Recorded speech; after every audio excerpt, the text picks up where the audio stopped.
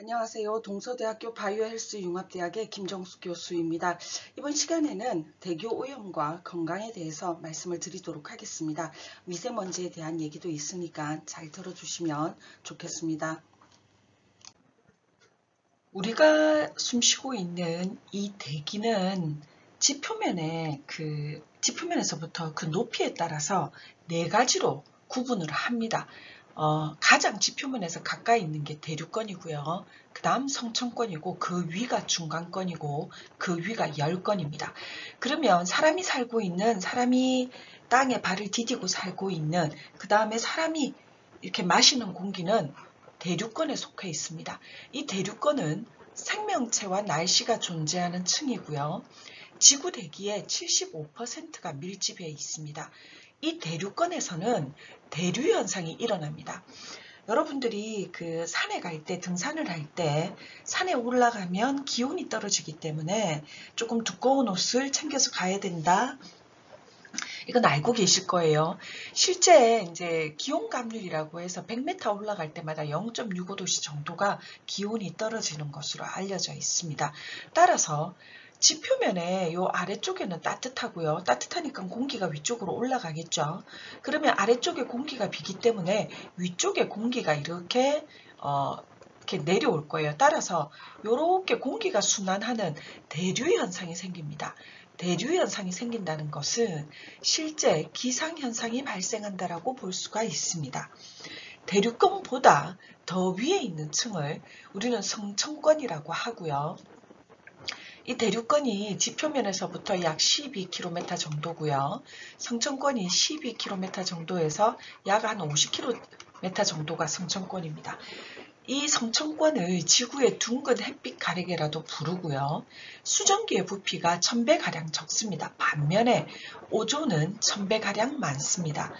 오존층 파괴라는 얘기는 들어보셨을 거예요. 이렇게 오존이 존재하는 층이 성층권이라고 보시면 됩니다. 성층권보다 더 위에 있는 층을 지상에서부터 한 50km에서 80km 정도를 중간권이라고 합니다. 높이 올라갈수록 온도가 감소하고요. 최저 온도가 마이너스 100도씨입니다. 중간권에서도 똑같이 대류권하고 같이 위쪽으로 올라갈수록 온도가 이렇게 떨어집니다. 그러면 대류권에서 이렇게 온도가 떨어지기 때문에 대류 현상이 생겼는데 중간권에서는 대류 현상이 생기지 않습니다. 수증기가 없기 때문에요. 따라서 중간권에서는 기상 현상도 없습니다. 중간권보다 더 위에 있는 지상에서부터 80km 이상 되는 고층을 우리는 열권이라고 부르고요. 온도가 굉장히 높습니다. 그리고 여기에 전리층이 존재를 하고요. 우리가 알고 있는 오로라 현상이라든지 유성이 발생하는 지역입니다. 우리가 마시는 공기에 대한 얘기를 할 때 주로 얘기하는 층이 생명체와 날씨가 존재하는 층으로서 이 대류권에 대한 우리가 얘기들을 하게 될 것입니다. 자, 기상현상이 생기는 곳이 대류권이라고 그랬죠. 대류권에 있어서의 세계 평균 기온과 대기의 CO2 농도는 굉장히 밀접한 상관관계를 나타냅니다. 지금 이 그래프는 1880년도에서 2010년도까지 세계 기온과 CO2 농도의 상관관계를 나타낸 것인데요. 주황색으로 나타낸 것이 연평균 온도고요. 빨간색이 5년간의 평균 온도입니다. 까만색이 CO2 농도를 나타내고 있는데요. 같은 트렌드를 나타낸다는 것을 알 수가 있습니다. 1880년도에 CO2 농도는 약 285 ppm이었지만 이것이 급속히 증가해서 지금 400 ppm으로 증가됐다라고 지금 이 그래프에서 살펴볼 수 있습니다. 제가 대학 다닐 때 교과서에 CO2 농도의 평균 CO2 농도가 330 ppm이라고 배웠어요. 지금 학생들에게 제가 가르칠 때 교재에 400에서 440 ppm이라고 학생들에게 가르치고 있습니다. 남극의 CO2 농도도 410 ppm쯤 된다라는 보고가 되고 있습니다. 오늘날 평균 기온은 100년 전보다 0.7도 정도 상승한 걸 파악할 수 있습니다. CO2 농도뿐만이 아니라 CH4 메탄 그리고 아산화질소 N2O까지 산업화 이전보다 각각 농도가 CO2가 31%, 메탄이 151%, 아산화질소가 17%가 상승한 것을 알 수가 있습니다. 1800년도 요쯤 여기가 우리가 이제 산업혁명이 일어났다라고 본다면 지구가 이 석이 이제 제로부터 이렇게 따져본다면 거의 비슷한 농도들을 가지고 있다가 산업혁명이 이루어지고 난 뒤부터 이 세 가지가 급격하게 증가됐다는 것을 파악을 할 수가 있습니다. CO2도 메탄도 아산화질소도 온실가스, 그러니까 지구가 뜨거워지는 그런 온실가스로 알려져 있지요. 자, 기후변화의 결과로 약 20cm의 해수면이 상승한 어떤 결과들도 우리가 살펴볼 수가 있습니다.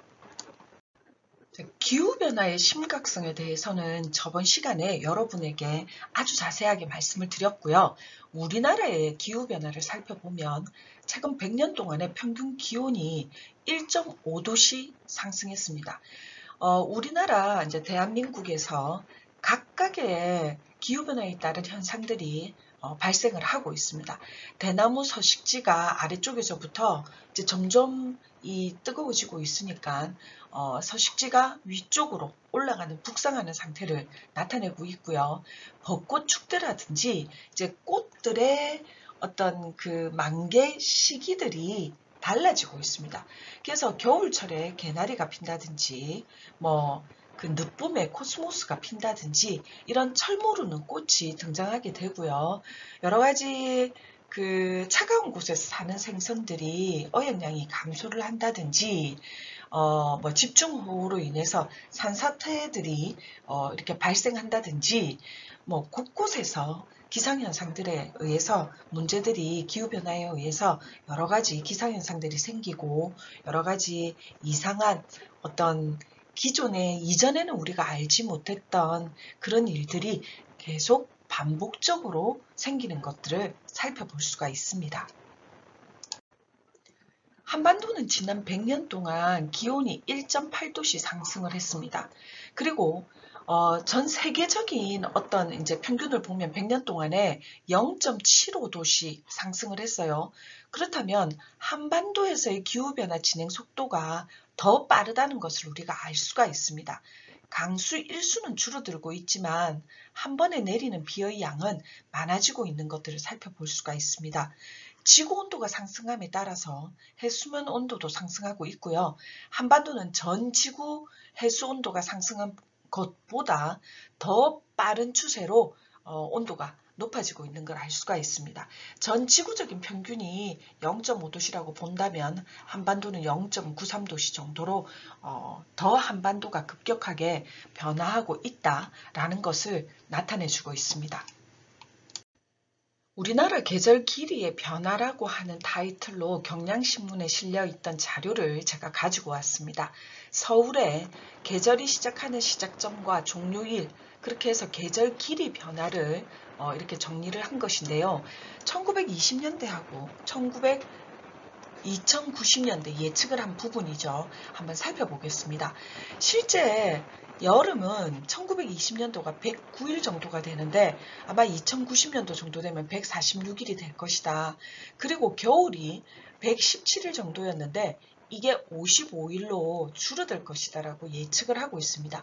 지금 이때 예측한 것보다 지금 현 시점에서는 여름 길이가 더 이제 2090년도 정도 되면요. 여름 길이는 더 길어지고 겨울은 아마 55일보다 더 짧아질 것으로 예측을 하고 있습니다. 자, 무슨 얘기냐? 점점 뜨거워진다는 얘기예요.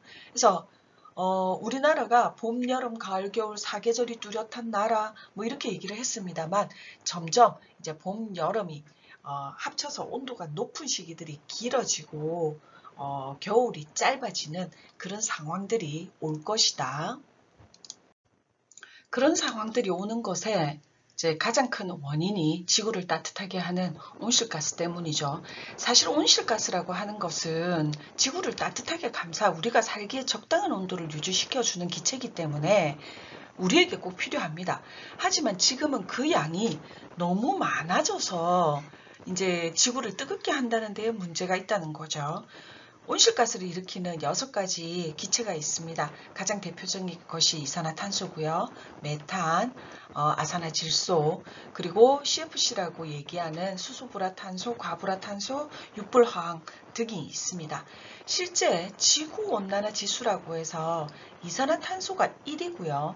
메탄은 이산화탄소의 21배, 아산화질소는 310배, 그리고 실제 6%화학 같은 경우에는 이산화탄소의 24,000배 정도가 지구를 따뜻하게 하는 역할을 합니다. 하지만 온실효과 기여도를 본다면 이산화탄소가 55%고요. 메탄이 15%고 아산화질소가 6%고요. 나머지 CFC가 24% 정도 됩니다. 지구온난화 지수가 1인데도 이산화탄소가 기여도가 가장 높은 것은 이산화탄소가 그만큼 농도가 높기 때문입니다.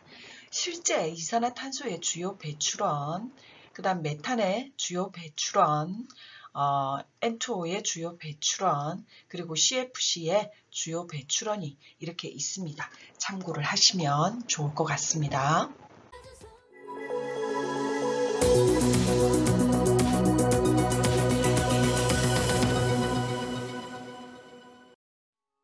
6월과 7월에 이어 지난달 지구기온도 역대 최고치를 경신했습니다. 이것은 지난달 하순 북미 대륙의 기온입니다. 미국 전역이 폭염에 휩싸였는데 붉은색이 가장 짙은 곳은 40도를 넘습니다. 애리조나주의 주도 피닉스시는 8월 한 달 중 무려 29일이 40도를 넘었고 최고 기온은 47.2도를 기록했습니다. 이것은 7월의 유럽 상황입니다. 스페인과 이탈리아, 그리스 등 남유럽과 중부유럽, 북아프리카가 뜨겁게 달아올랐습니다. 40도를 넘는 폭염과 걷잡을 수 없는 산불이 유럽을 휩쓸었습니다. 지중해는 뜨거운 호수처럼 변했습니다. 뜨거운 바다는 생태계를 위협하고 많은 수증기를 공급합니다. 증발한 수증기는 곳곳에서 기록적인 폭우로 변해 떨어졌습니다. 일본과 중국 각지에서도 이번 여름은 기상관측 이후 가장 뜨거웠습니다. 우리나라 폭염도 역대 4위를 기록했습니다. 작업장과 거리에서 온열 질환으로 쓰러진 사람이 2,700명이 넘었고 31명이 숨졌습니다. 지난해보다 4배나 많은 사람이 폭염으로 목숨을 잃었습니다. 뜨거워진 날씨는 1000년에 한 번 확률의 폭우를 불렀습니다. 300곳이 넘는 제방이 무너지고 산사태가 발생했습니다. 극단적인 폭우에 인재까지 겹치면서 청주의 한 지하차도에서만 14명이 숨졌습니다. 네, 이 그래프에서 맨 위 붉은색이 올해 기온, 다른 색 선들은 이전해 기온입니다.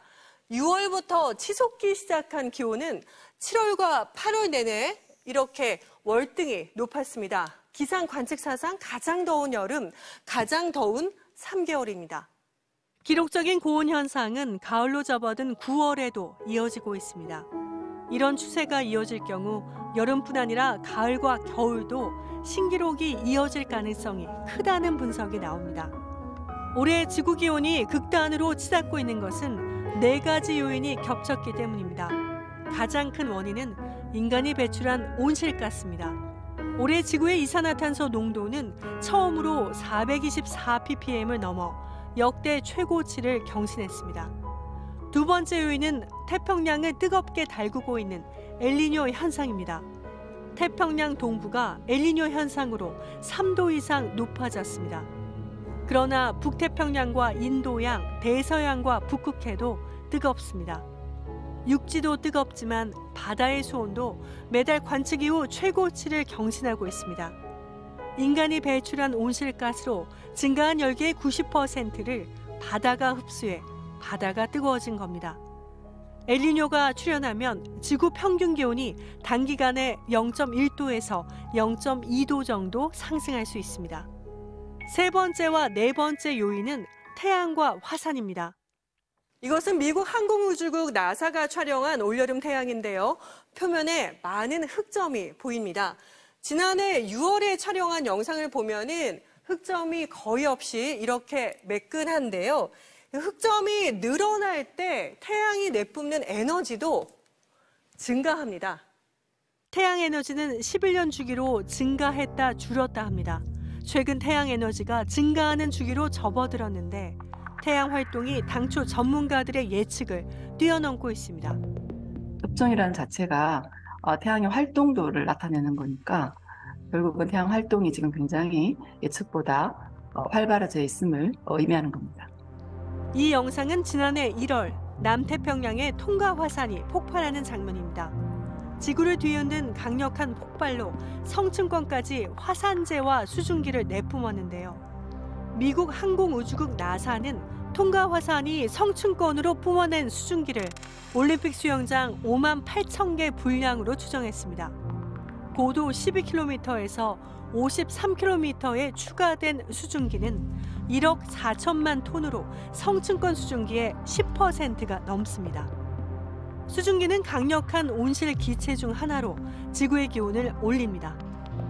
수증기가 많은 곳에 수증기가 조금 더 더해진다고 해도 아무 효과가 없어요. 상층에 수증기가 되게 없잖아요. 거기 수증기가 조금만 애드가 돼도 그 효과는 엄청나거든요. 유엔 기후변화 보고서는 인간이 배출한 온실가스로 지구의 기온이 1.1도 상승했다고 밝혔습니다. 여기다 엘니뇨와 태양에너지 증가 그리고 통가 화산의 폭발로 0.2도에서 0.3도의 기온 상승 요인이 추가로 발생해서 기온이 급상승한 것으로 보입니다. 기온이 더 상승하면 기후변화 마지노선인 1.5도도 뚫릴 가능성이 커집니다. 2015년 파리 기후변화 협정은 지구 기온 상승을 산업혁명 이전보다 1.5도 이하로 억제하는 데 합의했습니다. 유럽 우주국은 지금 추세로 기온이 상승할 경우 2035년 초에 1.5도 선이 돌파될 가능성이 있다고 말했습니다. 올해 지구의 온도를 극한으로 밀어붙이고 있는 4가지 원인 중 인간이 할 수 있는 건 온실가스를 서둘러 줄이는 겁니다. 지금 지구는 그 시간이 얼마 남지 않았다는 걸 경고하고 있습니다. 기후환경 리포트였습니다. 공기를 오염시키는 대기오염 물질은 가스상 오염물질, 입자상, 이렇게 성상에 따라서 가스상하고 입자상으로 나눕니다. 그리고 발생원에 따라서 1차 오염물질과 2차 오염물질로 구분을 합니다. 1차 오염물질은 발생원으로부터 직접 배출되는 것으로서 자동차가 달릴 때 나오는 배기가스, 그 다음에 공장에서 나오는 굴뚝에서 딱 나오는 곳, 이렇게 직접 발생원으로부터 배출이 되는 것을 우리가 1차 오염물질이라고 하고요. 2차 오염물질은 이렇게 배출된 1차 오염물질이 대기 중에서 자외선과 이렇게 작용을 해서 화학적 변화를 일으켜서 또 다른 물질로, 과산화물로 생성된 것, 그것을 2차 오염물질이라고 얘기를 합니다. 그럼 대기오염 물질의 이제 성상에 따라서 입자상하고 가스상으로 나뉘는데요. 입자상 오염 물질에 대해서 알아보도록 하겠습니다. 입자상 오염 물질 종류가 굉장히 많습니다. 뭐 세부적인 뒤에 그 설명까지는 드리지 않겠고요. 우선 먼지, 여러분들이 가장 잘 알고 있는 더스트라고 하는 것, 그 다음에 에어로졸, 그 다음 훈연, 그리고 연무, 그리고 연료가 불완전 연소되면서 나오는 미세한 입자인 매연, 그리고 안개가 있고요. 입자상 오염물질로 분진이 있고요. 입자상 오염물질로 연소 시 발생되는 유리탄소가 응결해서 이제 입자가 되는 검댕이 있습니다. 그리고 광화학 반응으로 또 생성되는 방무가 있고요. 연료가 연소할 때 아주 미세한 재입자가 이렇게 나오는 경우가 있습니다. 이걸 플라이애쉬라고 부르고 있습니다. 그리고 연기와 방무의 혼합된 상태를 말하는 연화가 있고요. 그다음 공중에 또 여러 가지 알레르기를 일으키는 여러 가지 물질들이 있습니다. 방금 말씀드린 종류는 입자상 오염 물질이고요. 가스상 오염 물질로는 황화합류 연료가 연소될 때 황화합물 발생되는 황화합물이고요. 이건 굉장히 자극성이 있는 유독성 가스고요. 이게 이제 폐로 들어갔을 때 뭐 폐섬유증이라든지 폐기종이라든지 호흡곤란을 일으키는 그런 물질입니다. 그 다음에 자동차 배기가스에서 많이 나오고 있는 질소 화합물이 있고요. 그 다음에 탄소 화합물, 그리고 오존이 있는데 성층권 내에서 있는 오존은 생태계를 보호하고 지구가 이제 오존층이 파괴됐을 때 지구의 자외선이 그대로 들어와서 여러 가지 문제점들을 일으키죠. 하지만 지표면에 있는 또 오존은 인체에 유해한 부분이 있고요. 재산상의 피해를 가지고 옵니다. 오존의 양면성이라고 볼 수가 있겠죠. 다음에 가스상 오염물질로서 한 가지 말씀을 드릴 것은 다이옥신입니다. 이 다이옥신은 발암성 물질이에요. 그래서 실제 폐기물을 소각을 할 때 그 소각 온도가 낮을 때 발생되는 어떤 물질인데요. 실제 굉장히 맹독성입니다. 여기 지금 보면 청산가리에 뭐 1만 배 이상의 독성이 있다고도 이렇게 얘기를 합니다. 실제 우리가 그 대기 속에 포함이 되어 있으면서 인체에 해를 미치는, 그다음에 사람뿐만이 아니라 동물, 식물에게도, 그다음에 재산상의 많은 피해, 건물에도 피해를 입히는 여러 가지 대기오염 물질에 대해서 말씀을 드렸습니다. 앞서 공기를 오염시키는 대기오염 물질에 대해서 말씀을 드렸습니다.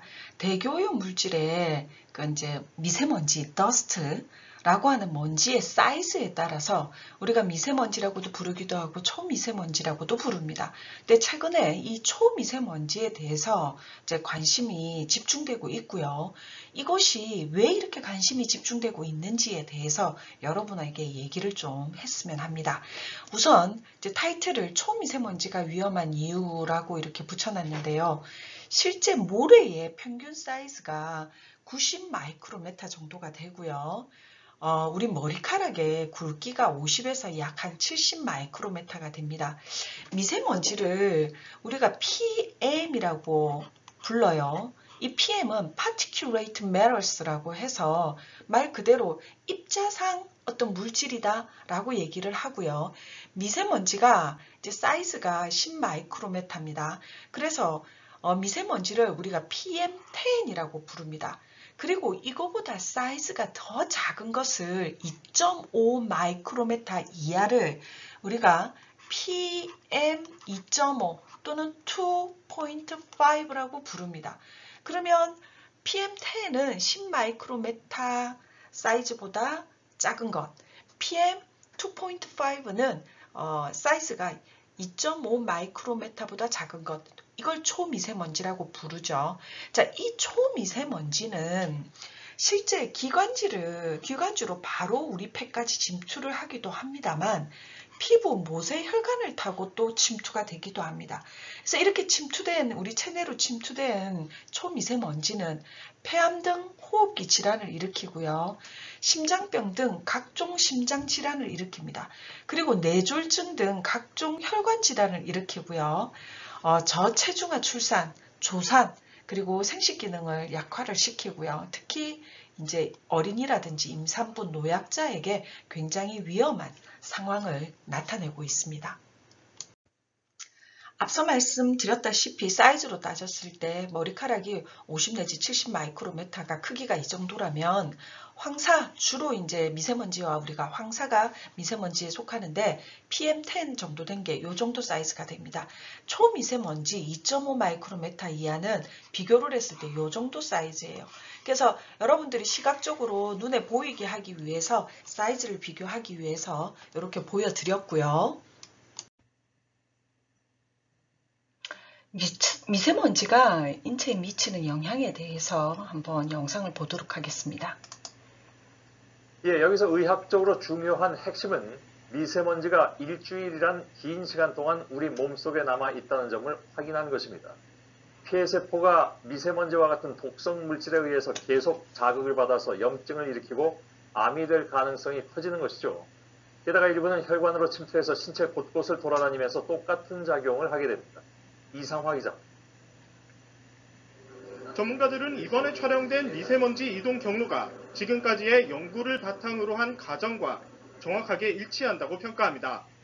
미세먼지는 코와 기관지에서 걸려지지 않고 폐까지 도달했습니다. 그리고 숨을 내쉬어도 빠져나가지 않고 폐포에 붙어 악영향을 끼칩니다. 뿐만 아니라 일부는 폐포막을 통과해 혈관으로 침투합니다. 혈액과 함께 몸을 돌다 각종 장기에 들러붙어 만성호흡기 질환, 뇌졸중, 고혈압 등의 원인이 되는 겁니다. 이 과정에서 세포를 꾸준히 자극해 세포가 분열할 때 돌연변이, 즉 암 발생 가능성을 높이기도 합니다. 일단 들어온 미세먼지가 날숨 등을 통해 다 배출되기까지 일주일가량 걸렸습니다. 음식에 묻어오는 미세먼지는 큰 영향을 끼치지 않는 것으로 나타났습니다. 배출도 빠르고 흡수돼 다른 장기로 이동하지도 않았습니다. 물을 많이 먹으라는 전문가들의 권고는 식도를 씻어내기 위해서가 아니라 기관지 섬모나 폐포를 촉촉하게 유지해 미세먼지 영향을 줄이기 위해서입니다. 삼겹살도 별 도움이 되지 않습니다. 오히려 지방이 많아 기름에 녹는 미세먼지 속 유해 물질을 더 흡수하게 만들 수 있습니다. JTBC 이상화입니다. 미세먼지로 인한 경제적 손실도 막대하다라고 알려져 있는데요. 최소 2조 원에서 최대 17조 원이 될 것이다. 면역력과 피부 호흡기 질환, 사회적 경제적 손실로 인해서 이런 2조에서 10조 원 가까이 될 것이고, 삶의 질이 저하한다, 외출활동이 금지된다, 산업생산이 제한된다, 경제적으로 따져도 막대한 어떤 금액이 될 것으로 생각이 됩니다. 2060년까지 대기오염 사망률이 OECD 국가 중 1위가 될 것이다 라는 예측도 있습니다. 우리가 황사하고 미세먼지하고 좀 이게 같다 차이를 두지 않는 경우들이 많습니다. 하지만 황사와 미세먼지는 엄연하게 차이가 있고요. 크게 3가지 정도에서 한번 그 차이를 설명을 하고자 합니다. 첫 번째, 발생 원인이 다릅니다. 황사 같은 경우에는 주로 중국 사막 지역에서부터 날아오는 흙먼지에 가깝고요. 미세먼지는 산업활동으로 생산되는 화학물질에 가깝습니다. 그래서 황사는 자연적인 어떤 원인이라고 볼 수가 있겠고, 미세먼지는 인간의 활동에 의해서 발생되는 인위적 원인에 의해서 발생되는 것이라고 얘기를 할 수가 있습니다. 두 번째로는요, 성분 자체가 다릅니다. 그래서 황사 같은 경우에는 앞서 말씀드렸다시피 흙먼지라고 얘기를 했죠. 그래서 실제 칼슘이나 철분이나 알루미늄이나 마그네슘 같이 토양에 포함이 되어 있는 성분들이 많습니다. 하지만 미세먼지는 인위적인 인간의 산업활동으로 인해서 생성되는 것들이 많기 때문에 질산염, 암모늄, 황산염 등의 이온 성분과 탄소화합물, 금속화합물 등의 유해한 성분들이 포함이 되어 있습니다. 그리고 미세먼지보다 사이즈가 더 적은 초미세먼지는 황산암모늄, 질산암모늄이 많고요. 이 또한 유해성이 최고로 높다라고 얘기를 할 수 있죠. 자, 황사와 미세먼지의 대표적인 또 차이 세 번째를 말씀을 드린다면 사이즈가 다릅니다. 입자 크기가 달라요. 그래서 황사 같은 경우에는 지름이 20 마이크로메타 이하의 모래 정도가 되고요. 미세먼지는 지름 10 마이크로메타, 그래서 우리가 PM10이라고 부르고 있죠. 초미세먼지는 사이즈가 더 적어요. 지름이 2.5 마이크로메타, 그래서 우리가 PM 2.5 내지는 PM 2.5라고 부릅니다. 앞서 머리카락과 미세먼지와 초미세먼지의 사이즈를 눈으로 이제 볼 수 있게끔 비교하기 위한 여러분들 PPT를 보셨는데, 실제 그 지금 초미세먼지는 머리카락에, 여러분 지금 머리카락에 30분의 1 정도의 사이즈로 굉장히 미세하다라고 말씀을 드릴 수 있습니다. 황사와 미세먼지 차이점에 대해서 말씀을 드렸습니다. 우리가 대기오염 물질을 입자상 물질과 가스상 물질로 나눈다고 말씀을 드렸죠.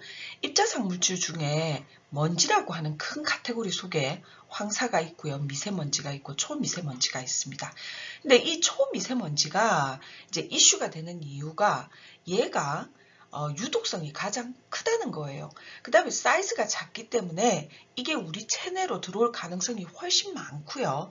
들어와서도 배출이 잘 되지 않고 우리 체내에 남아 있으면서 많은 문제점을 일으키기 때문에 이 미세먼지에 대한 어떤 그 심각성이랄까 이런 얘기들을 많이 하고 있습니다. 황사와 미세먼지 대처 방법에 대해서 말씀을 드리겠습니다. 우리가 숨을 안 쉬고는 살 수가 없죠. 그렇다면 우리가 좀 더 조심을 한다면 여기에 노출되는 것들을 줄일 수 있지 않을까. 독소 배출에 좋은 음식을 먹으면 도움이 된다고 합니다. 독소 배출에 도움이 되는 음식은 해조류가 좋다라고 하고요. 녹차 성분도 좋다라고 얘기를 합니다. 황사 미세먼지 기간 동안에 좀 좋은 습관을 가지고 있으면 좀 더 덜 영향을 받겠죠. 물을 많이 마신다든지 세안, 양치를 꼼꼼하게 한다든지 이런 것들을 추천을 하고 있습니다. 그리고 황사 미세먼지에 이제 도움이 된다면 공기청정기를 사용을 하셔도 좋습니다.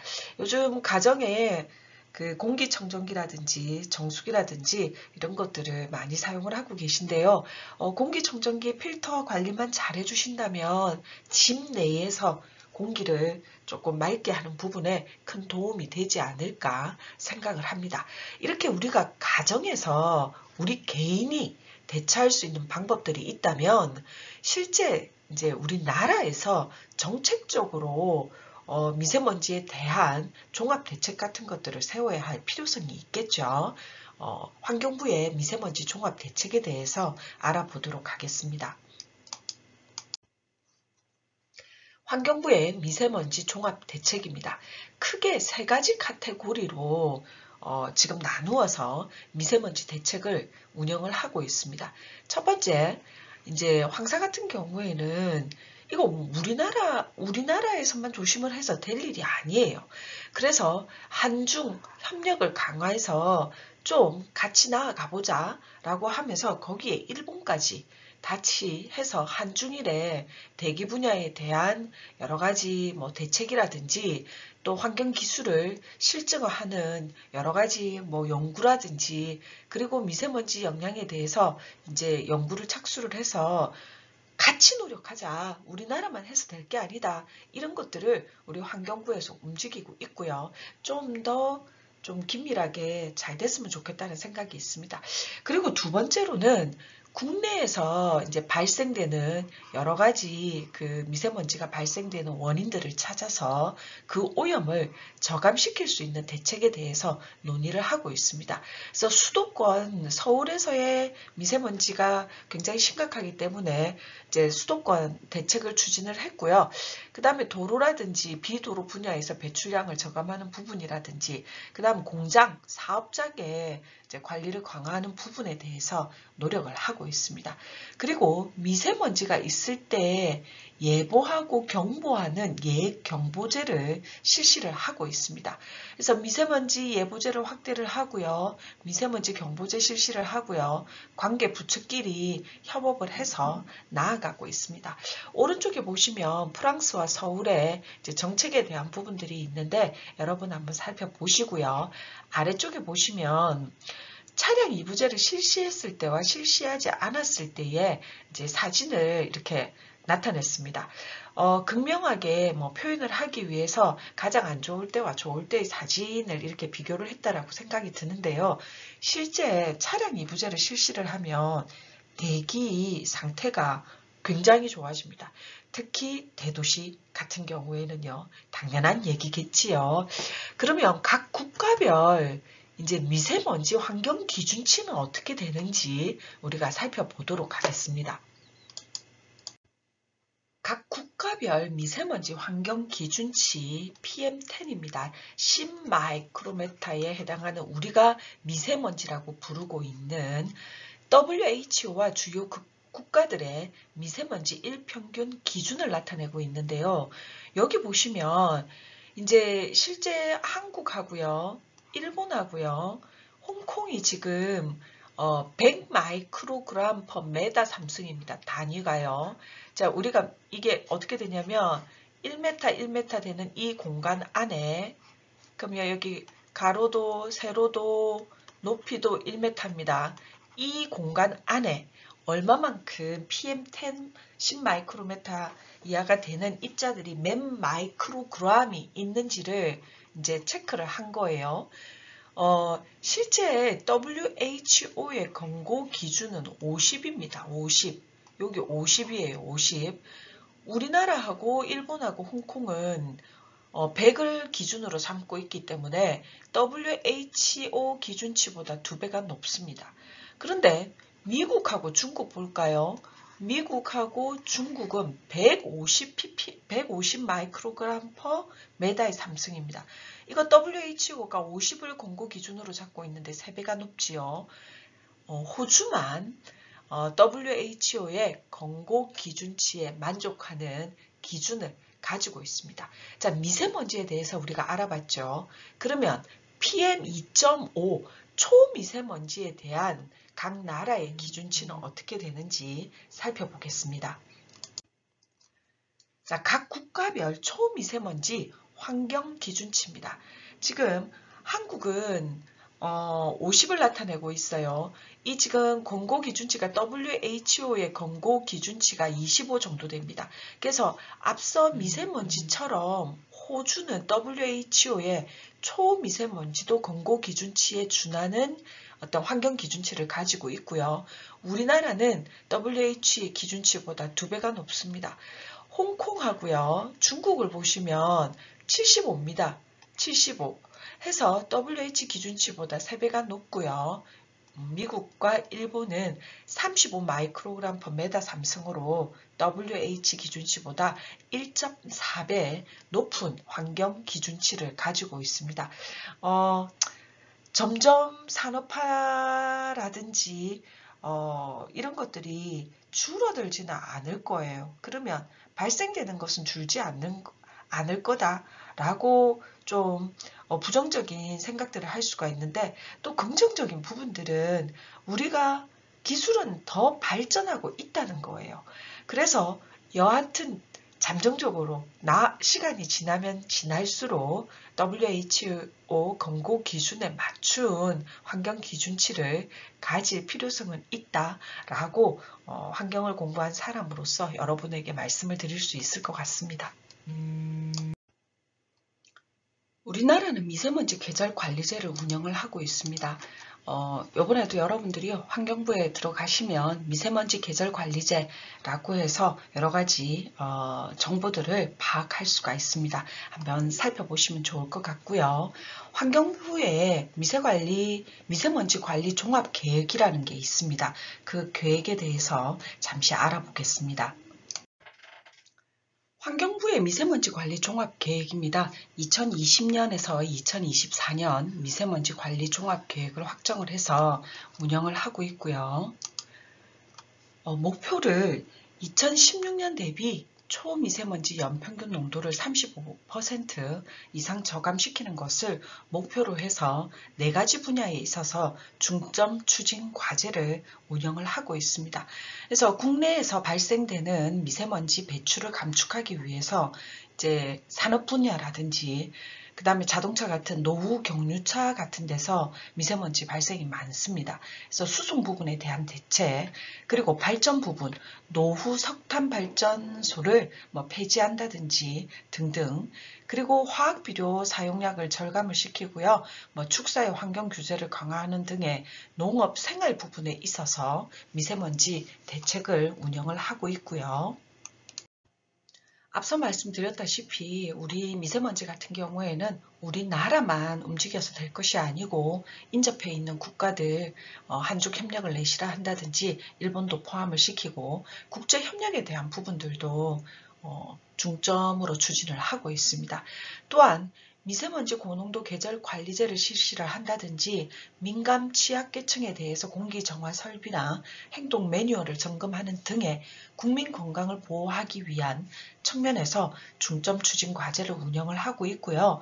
이런 일을 추진을 할 때 홍보를 한다든지 또 그 행동 네트워크를 구축을 해서 국민과 소통할 수 있는 방법으로 움직이고 있습니다. 그럼 환경부의 미세먼지 평균 농도 추이가 지금 어떻게 변하고 있는지 살펴보도록 하겠습니다. PM2.5 초미세먼지 평균 농도 추이를 나타내고 있고요. 여기 지금 나와 있는 이 수치는 이제 미세먼지 농도를 나타냅니다. 2016년도부터 2019년도까지 그 농도치를 보면 이렇게 떨어지고 있는 추세가 있습니다. 그 다음에 미세먼지가 오늘 나쁨이다 라고 하는 일수를 살펴보면 1년 365일 중에 2016년도에는 62일이 나빴는데 이 수치도 이렇게 지금 떨어지고 있는 추세예요. 이건 무슨 말이냐면 제가 앞에도 설명을 드렸지만 발생량을 줄이는 것도 있지만 이거에 대한 대책이라든지 기술적인 측면들이 향상되고 있기 때문에 미세먼지 농도 추이는 지금 현재의 어떤 학교에 발표된 데이터들, 환경부의 데이터들을 보면 점차 좋아지는 어떤 추세를 나타내는 것을 살펴볼 수가 있습니다. 좀 의아해하기도 해요. 우리가 뉴스라든지 이런 곳에서 나오는 이 매스컴의 민감도에 우리가 반응하는 것을 보면 미세먼지는 계속 나빠지고 있다라는 느낌을 받는데 실제 이제 나와 있는 통계치들을 보면 그렇지 않다는 말씀을 드립니다. 또 한 가지 말씀을 드릴 게 실내 미세먼지 관리가 강화되는 부분에 대해서도 말씀을 드리겠습니다. 우리가 실내라고 한다면 여러분들이 철도를 타고 다니든 버스를 타고 다니든 대중교통 차량 내에서의 어떤 실내에서의 미세먼지 농도에 대한 권고를 한다는 거예요. 그래서 지하철 같은 경우에는 200 마이크로그램 per 메다 삼성, 철도 시외버스 같은 경우에는 150 정도를 이렇게 우리가 현행으로 지금 PM10으로 권고를 하고 있는데 이 데이터들을 PM2.5 더 섬세하게 낮추어서 초미세먼지로 권고를 하고 있고요. 차종의 지하철과 철도나 시외버스나 차종의 구분 없이 50 마이크로그램 per 메다 삼성으로 좀 더 낮은 수치로 좀 더 깨끗한 실내 미세먼지 관리 권고 기준을 이렇게 얘기를 하고 있고요. 현행 2년에 1회 정도를 이제 주기적으로 측정을 하게끔 이렇게 하고 있는데 이걸 1년에 한 번 측정하는 거를 권고가 아니고 의무화하는 쪽으로 이렇게 환경부에서 얘기를 하고 있습니다. 자, 수송 우리가 기차라든지 이런 거 말고 이제 다중이용시설에 대해서 얘기를 해본다면 특히 실내 어린이 놀이시설에 대해서 이렇게 그 기준을 잡아서 얘기를 하고 있습니다. 그래서 일정 규모 이상인 곳에서 조금 관리를 해야 된다. 그리고 건강 취약계층이 이용하는 5개 시설군이 있습니다. 어린이집, 실내 어린이 놀이시설, 노인 요양시설, 산후조리원, 의료기관, 일반 다중이용시설보다 조금 더 엄격한 기준으로 적용을 하고 있고요. 지하철 역사, 승강장에 초미세먼지 자동 측정기를 설치를 한다든지 이런 노력들을 하고 있습니다. 또한 그 외에도 실내 공기질 관리 조정 협의체 확대 개편하고요. 지자체 오염도 검사 결과를 이제 기초에서 광역지자체에서가 다시 환경부에 이렇게 결과를 보고하게끔 하고 있고요. 법적으로 의무 위반 행위별 과태료 부과 금액을 규정을 해서 이렇게 조치를 위반 사항에 대해서 과태료를 부과하는 형태로 관리를 하고 있습니다. 또한 위기경보체제에 맞춰서 초미세먼지 저감 조치와 국민건강보호 조치의 수준도 단계적으로 이제 강화를 해서 움직이고 있고요. 크게 4가지 단계로 나누어서 움직이고 있습니다. 관심 단계, 주의 단계, 경계 단계, 심각 단계. 그래서 4단계 위기 경보를 시행을 하고 있는데요. 관심 단계 같은 경우에는 비상저감 조치 발령 기준이 되고요. 이제 그래서 관심을 기울이고 있다가 주의가 단계가 됩니다. 그래서 이 주의는 150 마이크로그램 per 메다 삼성 이상이 2시간 이상 지속이 될 때, 그리고 다음 날 75로 초과 예보가 나올 때 주의 단계가 되고요. 경계는 농도가 좀 더 높아지고요. 심각은 농도가 또 좀 더 높아져서 이렇게 고농도 초미세먼지가 발생할 때 이런 지금 우리가 심각한 단계예요 라고 국민들에게 알려주는 것들을 행하고 있습니다. 4단계 경보가 이루어질 때 단계별 부처 역할에 대해서 말씀을 드리면, 관심이나 주의 단계일 경우에는 환경부 종합상황실을 중심으로 관계 부처와 지자체 이행 상황을 관리를 하고 있고요. 경계 단계일 때는 환경부 장관을 본부장으로 하는 중앙사고수습본부가 필요에 따라서 이렇게 설치가 됩니다. 그리고 심각 단계에 있어서는 행정안전부 장관 또는 국무총리를 본부장으로 해서 중앙재난대책본부를 설치해서 운영을 할 수가 있습니다. 여러분은 여러분이 살고 있는 지역의 미세먼지 농도를 언제든지 인터넷으로 파악을 하실 수가 있습니다. 에어코리아라는 사이트로 들어가시면 실제 초미세먼지, 미세먼지, 오존, 그 다음에 이산화질소, 일산화탄소, 아황산가스, 우리나라의 그 대기환경 기준입니다. 이 기준을 여러분들이 살고 있는 지역에 가장 가까운 곳의 데이터들을 바로 살펴볼 수가 있습니다. 그리고 그 농도치가 측정값이 얼마 정도가 되는지 미세먼지와 초미세먼지에 대해서 알 수가 있고요. 이 수치가 사실은 이제 환경을 전공한 분이 아닐 경우에는 이 수치가 어느 정도를 나타내는지를 사실은 알기가 쉽지 않아요. 그래서 이 색감이 파란색이면 좋고 초록색이면 보통이고 약간 노란색이거나 뭐 주황색 쪽에 가까우면 나쁨, 빨간색이면 매우 나쁨으로 우리가 파악을 할 수가 있습니다. 그래서 각 항목별로 여러분이 살고 있는 지역에 지금 제가 여기는 중구를 택해서 데이터들을 한번 봤단 말이에요. 그러면 여러분 집하고 가장 가까운 곳에 이 데이터가 어떻게 되는지 파악을 하실 수가 있습니다. 앞서 말씀을 드렸다시피 우리나라의 PM10 환경 기준은 24시간 100 마이크로그램 per 메다 삼성이고요. 연간 50 마이크로그램 per 메다 삼성을 초과하지 않아야 됩니다. 그래서 그 값이 어느 정도인가에 따라서 지금 미세먼지가 보통이다, 좋다, 뭐 나쁘다, 매우 나쁘다 라고 얘기를 할 수가 있겠고요. 이 농도치가 이 정도 됐을 때는 장시간의 실외 활동을 뭐 자제를 해야 된다든지 뭐 요 농도가 됐을 때는 뭐 호흡기, 심질환자, 노약자들 조심을 해야 된다. 매우 나쁨이 갔을 때는 일반인도 실외 활동을 자제하는 것이 좋다라고 이렇게 기준치가 정해져 있습니다. 미세먼지가 발생 시 행동 요령에 대해서 몇 가지 알아보도록 하겠습니다. 이건 부산시 홈페이지에서 제가 발췌를 한 것입니다. 첫 번째, 마스크 쓰는 게 좋겠죠. 그래서 마스크는 식약처에서 인정한 KF 마크가 코리안 필트 마크를 받은 것, KF80, KF94, KF99. KF80은 0.6 마이크로메타를 80% 차단하는 것, KF와 KF94와 99는 0.4 마이크로메타까지 94%, 99%를 차단하는 것을 이렇게 타이틀을 붙여 있습니다. 우리가 미세먼지가 10 마이크로메타, 초미세먼지가 2.5 마이크로메타, 굉장히 작은 입자까지 걸러낸다는 뜻이죠. 기과 후에는 곧바로 샤워하고 양치질하고 등등 깨끗하게 뭐 하자, 이런 내용이고요. 두 번째가 미세먼지가 많을 때는 안경이나 모자를 사용하는 것이 도움이 되고요. 미세먼지가 많을 때는 되도록이면 창문을 닫는 것이 바람직하다라고 되어 있습니다.